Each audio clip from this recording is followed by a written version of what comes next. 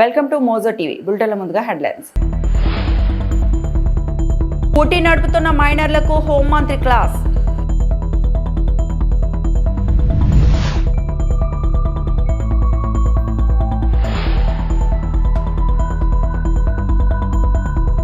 Hyderabad police commissioner గా బాధ్యతలు స్వీకరించిన సజ్జనార్.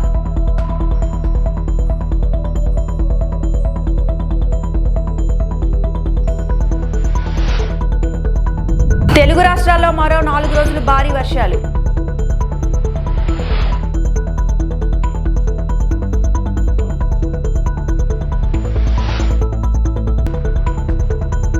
విద్యుత్ టవర్ ఎక్కిన వ్యక్తి కలకలం.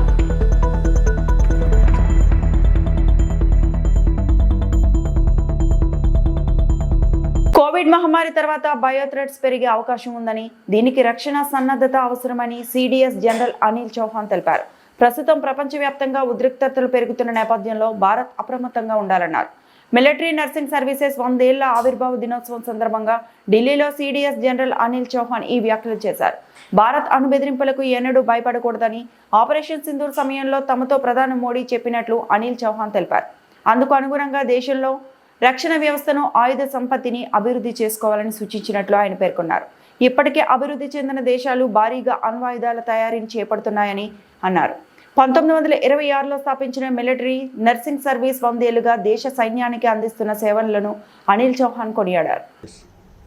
This occasion also honors the veterans and former additional director generals whose leadership has laid the foundation for service known for discipline, devotion and dignity.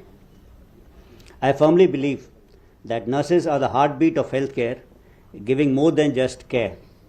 They offer hope, comfort and compassion when it's needed the most. As we mark the centenary milestones, we must also focus on a critical but often overlooked truth that those who heal also need healing.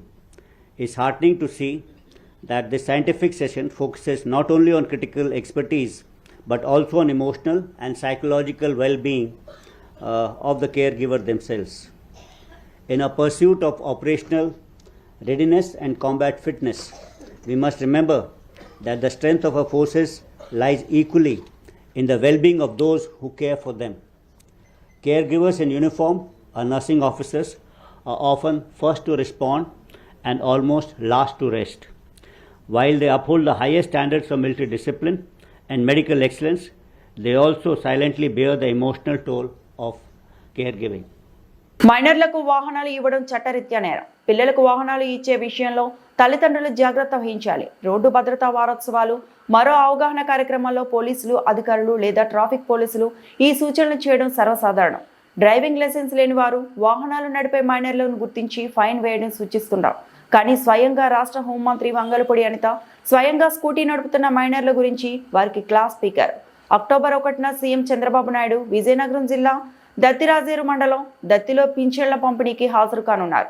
ఆ కార్యక్రమం ఏర్పాటు పరిశీలనకు హోంమంత్రి అనిత విశాఖకు బయలుదేరారు. మార్గ మధ్యలో విజయనగరం జిల్లా డెంకాడ మండలం చింతవలస వద్ద జాతీయ రహదారిపై వేగంగా స్కూటీ నడుపుతూ వెళ్తున్న 2 మైనర్ బాలుర్ని హోంమంత్రి గమనించారు. అనిత కాన్వాయ్ ఆపి పిల్లలతో కొంతసేపు ముచ్చటించారు. ప్రమాదకర డ్రైవింగ్ చేయకూడదని 2 పిల్లల వివరాలు తెలుసుకొని శృతిమెత్తగా మందలించారు. పిల్లల తల్లిదండ్రులను పిలిపించి హెచ్చరించమని హోంమంత్రి పోలీసులను ఆదేశించారు.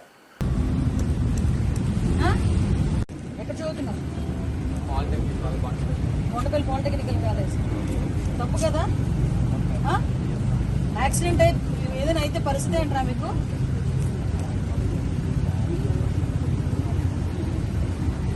వీడికి నిండా 16 సంవత్సరాలు లేవు. వీడు బండి వేసుకొని ఫిల్ట్లు కొడుతున్నాడు రోడ్ల మీద.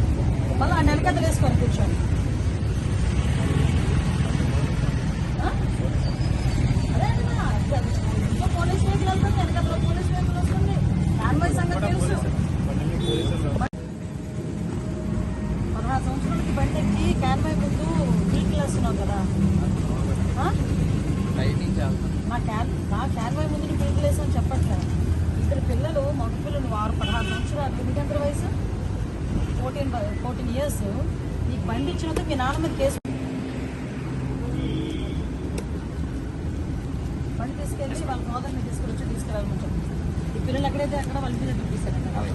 హైదరాబాద్ పోలీస్ కమిషనర్ గా బాధ్యతలు స్వీకరించిన సజ్జనార్ నగరంలో శాంతి భద్రతల పరిరక్షణతో పాటు ప్రజల సంక్షేమానికి ప్రాధాన్యత ఇస్తారని చెప్పారు. ప్రజల భాగస్వామ్యంతోనే పోలీసింగ్ సాధ్యమని, ప్రతి పౌరుడు పోలీసుగా భావించి నేరాల గురించి సమాచారం ఇవ్వాలని ఆయన కోరారు. సజ్జనార్ పీపుల్ వెల్ఫేర్ పోలీసింగ్, ప్రజా సంక్షేమ పోలీసింగ్ అనే కొత్త కాన్సెప్ట్ పరిచయం చేశారు. ఇందులో లా అండ్ ఆర్డర్ నిర్వహణతో పాటు ప్రజల సంక్షేమంపై కూడా దృష్టి పెడతామని ఆయన వివరించారు. దీనిలో భాగంగా సైబర్ నేరాలు, ఆర్థిక మోసాలు, అలాగే నకిలీ వస్తువులు, కల్తీ ఆహారం వంటి వాటిపై కూడా దృష్టి సారించి ప్రజల ఆరోగ్యాన్ని కాపాడుతామని తెలిపారు. నెక్స్ట్ మనకు సైబర్ క్రైమ్ చాలా చోట్ల కూడా చాలా మంది నష్టపోవడం జరుగుతుంది. చాలా మంది అవి కూడా డైనమిక్ అవుతున్నాం. కొన్నిసారి అంతకుముందు ఓటీపీ అన్నారు, కొన్నిసారి యూపీఐ ఫ్రాడ్స్ అన్నారు, డిజిటల్ అరెస్ట్ అయింది, స్టాక్ అడ్వైజర్ అయింది. ఇట్లానే కొన్నిసారి లాస్ట్ ఇయర్ కొంచెము డిజిటల్ అరెస్ట్ రెడ్యూస్ అయితే మళ్ళీ ఈసారి మళ్ళీ ఎక్కువ కావడం జరిగింది. ముఖ్యంగా ఓల్డ్ ఏజ్ వాళ్ళని బాగా టార్గెట్ చేయడం జరుగుతుంది. వాళ్ళందరూ కూడా అలర్ట్ ఉండాల్సిన అవసరం ఎంతో ఉంది. అదేవిధంగా మనకు బేసిక్లీ డబ్బులు ఊరికే రావు, ప్రజలు అర్థం చేసుకోవాలి. ఏదో మనము ఎవరో చెప్పారని చెప్పి వాళ్ళకు ఫేక్ షీట్స్ చూపిస్తున్నారు and ultimately it led to the banning of the online betting. దానివల్ల చాలా మంది నష్టపోవడం జరిగింది. చాలా పేరెంట్స్ నష్టపోయినారు. లాస్ట్ అప్పుడు కూడా చూశాను, జగిత్యాల ఒక రోజు సన్ చనిపోతే ఇంకోటి రోజు వాళ్ళ ఫాదర్ చనిపోవడం జరిగింది. ఎంత చాలా బాధకరము. Especially youth are getting attracted to this online. ఏదో డబ్బులు వస్తుందని చెప్పి చాలా మంది అనుకుంటున్నారు. అది చాలా నష్టం జరుగుతుంది. ఐ థింక్ ప్రతిపక్ష హోదా కూడా దక్కించుకోలేని వైసీపీ పనికిరాని పక్షంలా మారిందని బీజేపీ రాష్ట్ర అధ్యక్షుడు మాధవ్ ఢిల్లీలో విమర్శించారు. రివర్స్ పాలనతో రాష్ట్ర ప్రగతికి దెబ్బతీసిన జగన్ ఇప్పుడు ఏం చేయాలో పాలుపోక కూటమి ప్రభుత్వంపై విషం చిమ్ముతున్నారని దుయ్యబట్టారు.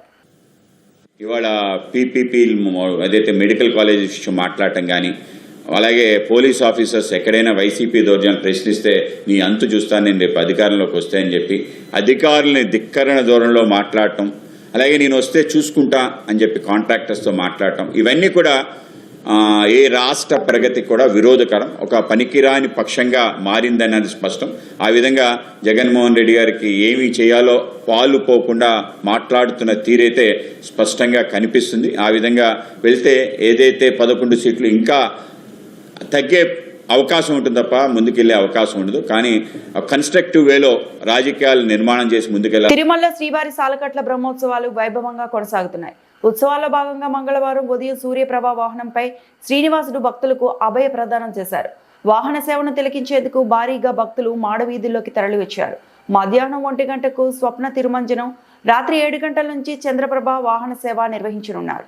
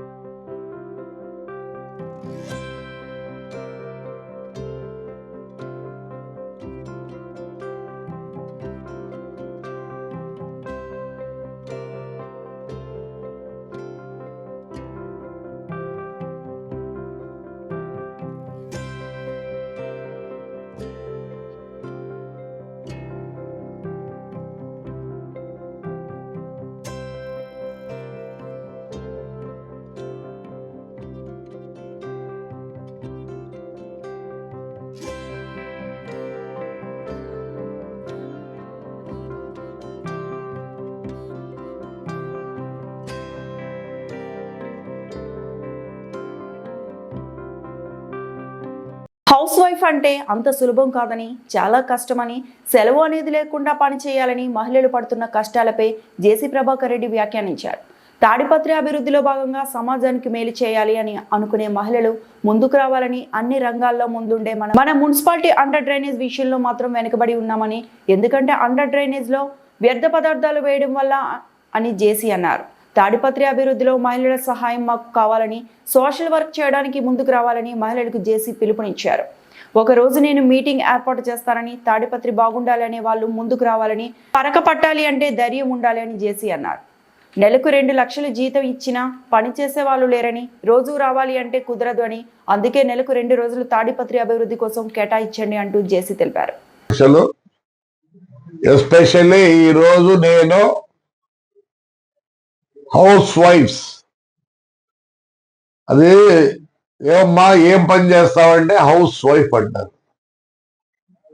దాని మీనింగ్ మీకు తెలుసా? హౌస్ వైఫ్ అంటే house wife is a administrator. భర్త జీతం తెచ్చిస్తే 30 రోజులు ఎట్లా గడపాలా అని క్యాల్కులేట్ చేసుకుంటుంది. బియ్యానికి ఎంత, బ్యాళ్ళకి ఎంత, దానికింత అని. Most risk job. అంత ఈజీగా హౌస్ వైఫ్ అని అద్దండి. ఇప్పుడు మా మున్సిపల్ ఆఫీస్ లో మా commissioner is administrator. You are like that to do your house. నేను ఎందుకు ఈరోజు మీ గురించి మాట్లాడుతున్నానంటే, అంతో ఇంతో పని చేయగలరనే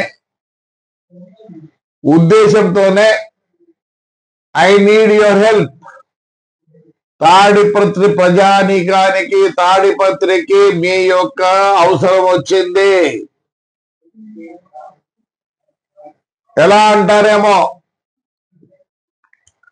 ఈరోజు డిసిప్లిన్ లేకపోతే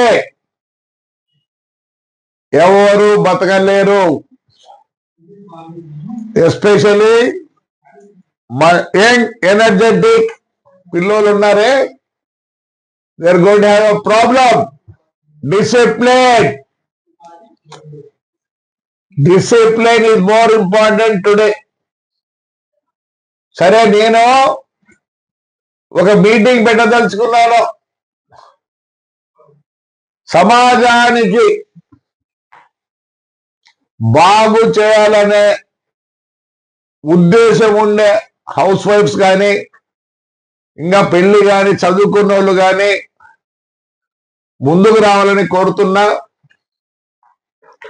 మనం కనీసం ఊర్లో ఒక 6 నెలలు ప్రతి ఇంటిని టచ్ చేస్తే మంచి రెస్పాన్స్ వస్తుంది. ఇప్పుడే అన్ని విధాలా మనం ముందు ఉన్నాం, కానీ అండర్ గ్రౌండ్ డ్రైన్ దాంట్లో వెనుకబడి ఉన్నాం. ఎవరి వల్ల అంటే ఇంట్లో చూసుకునే ఆడవాళ్ళతో. ఏంటండి,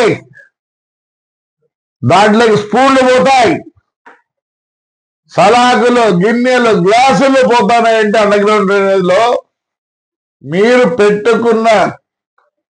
కొన్నటువంటి 200, 150 రూపాయలు వస్తువే దాంట్లోకి పోతా అంటే మీ ప్యాంటీలు పోవా, డైపర్లు పోవా, ఏం పోవు.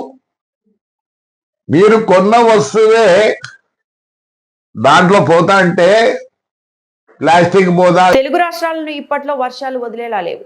ఇప్పటికే పలు ప్రాంతాల్లో భారీ వర్షాలు కురుస్తున్నాయి. దాంతో వాగులు, వంకలు ఉప్పొంగుతున్నాయి.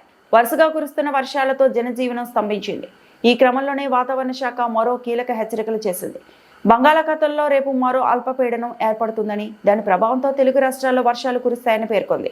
తెలంగాణలో మరో 4 రోజులు వర్షాలు కురిసే అవకాశాలు ఉన్నాయని హైదరాబాద్ వాతావరణ కేంద్రం హెచ్చరించింది. పలు జిల్లాలకు ఎల్లో అలర్ట్ జారీ చేసింది. అటు ఏపీలోనూ అక్కడక్కడ ఓ మోస్తారు భారీ వర్షాలు కురిసే అవకాశం ఉందని తెలిపింది.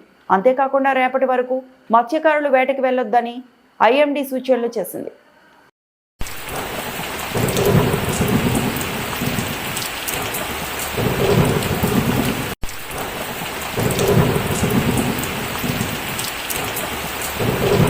ఆసియా కప్ 2025 ఫైనల్లో తిలక్ వర్మ వీరోచిత పోరాటంతో తెలుగోడి సత్తా ప్రపంచానికి చాటి చెప్పాడు. 53 బంతుల్లో 3 ఫ్లోర్లు, 4 సిక్స్లతో 69 పరుగులు చేసి నాట్అవుట్ గా నిలిచాడు. హై వోల్టేజ్ మ్యాచ్ లో చెలరేగిన తిలక్ పేరు దేశవ్యాప్తంగా మారుమోగుతోంది. మనోడిపై అందరి ప్రశంసలు కురుస్తున్నాయి. తిలక్ సోమవారం యుఏఈ నుంచి హైదరాబాద్ చేరుకున్నాడు. శంషాబాద్ ఎయిర్పోర్టులో అతనికి ప్రభుత్వ అధికారులు ఫ్రాన్స్ ఘన స్వాగతం పలికారు. తిలక్ వర్మ ఈ రోజు లింగంపల్లిలో లేగాల గ్రౌండ్లోకి వెళ్లాడు. అక్కడ శిక్షణ పొందుతున్న ఆటగాళ్లతో సరదాగా ముచ్చటించారు. అనంతరం తిలక్ వర్మ మీడియాతో మాట్లాడుతూ చాలా సంతోషంగా ఉంది. ఆసియా కప్ ఫైనల్లో ఇన్నింగ్స్ ఎప్పటికీ గుర్తుంటుంది. ఫైనల్లో అందరం సమిష్టిగా కష్టపడ్డాం. నేను చాలా ఒత్తిడిలోనే బ్యాటింగ్ చేశా. దేశాన్ని గెలిపించాలనే లక్ష్యంతోనే ఆడా. పాకిస్తాన్ ప్లేయర్లు చాలా ఒత్తిడికి గురి చేశారు, అయినా పట్టించుకోలేదు. మ్యాచ్ గెలిచి వారికి ధీటుగా బదులివ్వాలని అనుకున్నా. టోర్లో ప్రతి మ్యాచ్లో వ్యూహాలు మార్చుకుంటూ ముందుకెళ్ళాం. నా విజయంలో తల్లిదండ్రులు, కోచ్దే కీలక పాత్ర. నా క్రికెట్ కెరీర్ కోసం చిన్నప్పటి నుంచి ఎంతో కృషి చేశాను అని చెప్పారు. ఈవెన్ దానికి అపోజిట్ రియాక్షన్స్ కూడా మన టీమ్ ఇండియన్ ప్లేయర్స్ నుంచి చూసాం. సో ఇదంతా ఎట్లా ఉండేది అంటే ఇదేమైనా మీకు ప్రెషర్ క్రియేట్ చేసిందా, లేకపోతే ఆటను గేమ్ ఏమైనా డిస్టర్బ్ చేసిందా? ముందు వాళ్ళే స్టార్ట్ చేశారు పాకిస్తాన్ నుంచి. స్టార్ట్ అదే ఇండియా పాకిస్తాన్ మ్యాచ్ లో ఓకే, బట్ ఆపరేషన్ సింధూర్ తర్వాతనే కొద్దిగా హార్డ్ గా వచ్చారు వాళ్ళు మా మీద. బట్ మేము ఆడేది చెప్పాను కదా మళ్ళీ స్పోర్ట్. సో స్పోర్ట్ ని ఎమోషన్స్ తో కనెక్ట్ చేసి ఆడితే అవ్వదు. సో జస్ట్ నేను స్పోర్ట్ ని ఏ విధంగా ఆడాలో ఆ విధంగా స్పోర్ట్ లో ఆడి we have replied in a good way to them.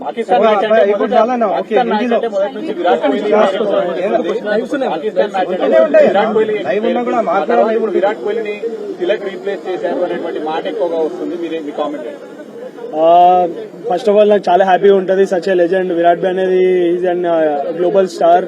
So చిన్నప్పటి నుంచి నాకు కూడా కాదు చాలా ఇండియాకి ఇన్స్పైర్ చేశారు. సో అట్లాంటి మంచితో నన్ను పోలిస్తారంటే ఇట్స్ నాకు చాలా ప్రౌడ్.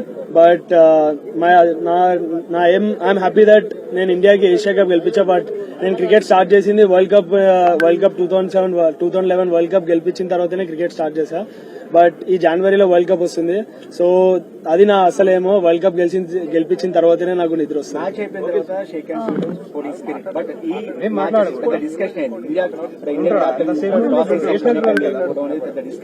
తిరుపతి జిల్లా రేణిగుంట సమీపంలో గురవరాజుపల్లి పొలాల్లో మంగళవారం తెల్లవారుజామున 2 గంటల ప్రాంతంలో ఓ గుర్తు తెలియని వ్యక్తి 220 kV విద్యుత్ టవర్ ఎక్కి కూర్చోవడం తీవ్ర ఉద్రిక్తతకు దారితీసింది. ఉదయం వరకు అతడు టవర్ పైనే ఉండగా స్థానికులు చూసి పోలీసులకు సమాచారం అందించారు. సమాచారం అందుకున్న Renigunta DSP Srinivas, CI Jayachandra, SI Nagaraju తమ సిబ్బందితో పాటు అగ్నిమాపక సిబ్బంది సంఘటన స్థలానికి చేరుకుని పరిస్థితిని సమీక్షించారు.